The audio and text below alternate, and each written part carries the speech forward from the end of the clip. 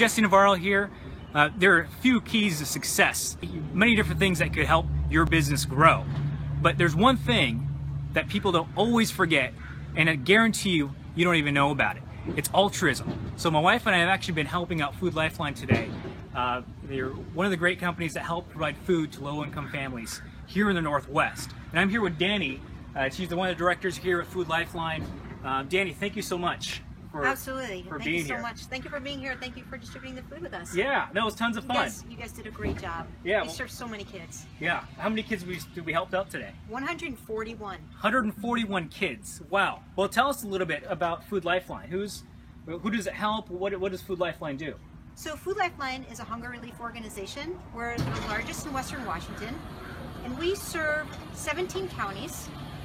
And there are about 275 agencies that are either a food bank, a meal program, or a shelter.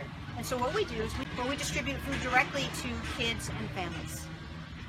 Wow. So what we do ultimately, and our efforts are to end hunger in Western Washington. And so we do that by providing food, we do that through advocacy, and we also do it through education and awareness, and this is one of those opportunities. Wow. So it sounds like you guys need a lot of help to be able to Always. do something like this.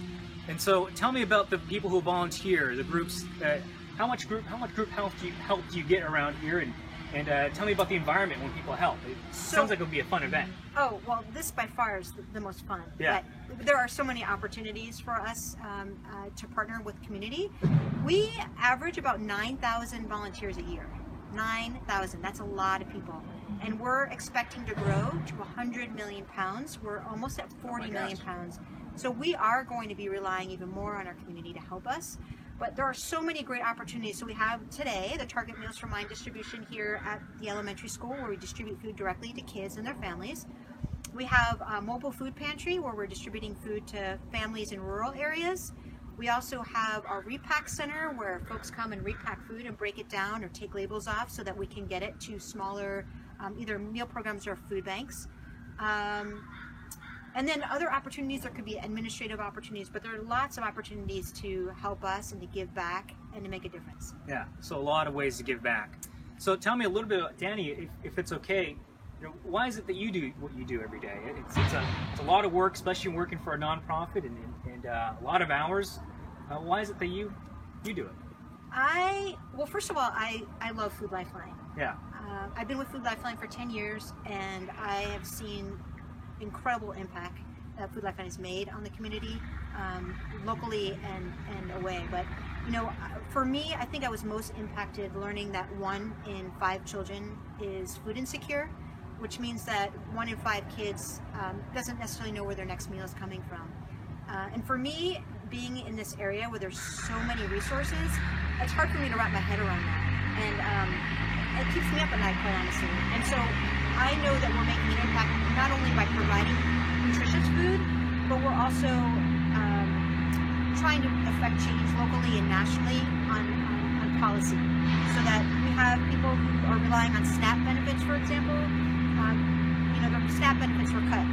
So how are we going to help those families who, oftentimes are well-educated, will have really good jobs, but have to make those decisions whether they're going to have food for their families or they're going to buy medication, or food for their families and be able to pay their mortgage.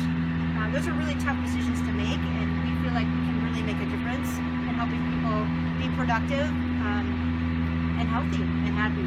Yeah. Yeah. And so for me, being a part of that is humbling, and I'm so grateful to be a part of the solution. I feel like we're really making strides. Yeah. Wow. Yeah. And those are some great reasons. Yeah. And so, as a business, when you give back to your community, you have all those reasons, but if that's not enough, it helps your business. I also think these large companies give billions and billions of dollars to nonprofits because it helps your business. It's a win-win scenario when you win and the other person wins as well. So think of it this way: if you can't give back financially, if your business isn't there, give time. That's perfectly okay.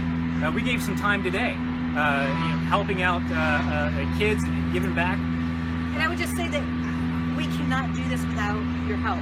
We don't have the staff support, so we wouldn't be able to offer the fresh food to the kids today if we didn't have your help. And I would just say too, beyond having money being tax deductible, we have donors who donate food. And I can tell you that that food oftentimes is tax deductible, and also it's saving costs with waste. So, just the trash bills, the composting bills. And what I've heard is that people who have businesses who are giving back oftentimes have a boost of morale when employees feel like their company is doing something really special for community. So I think there are lots of reasons. But we do rely on you, and we're just so grateful, and thank you. Yeah, those are some great benefits. It's tax deductible, some great team building events as well. So remember to give back to your community. And if you don't know who to give back to, remember to give back to Food Lifeline. They're a great one to give back to. So thank you so much. Thank you, Danny. Thank you. Yeah, Nice to meet you. absolutely.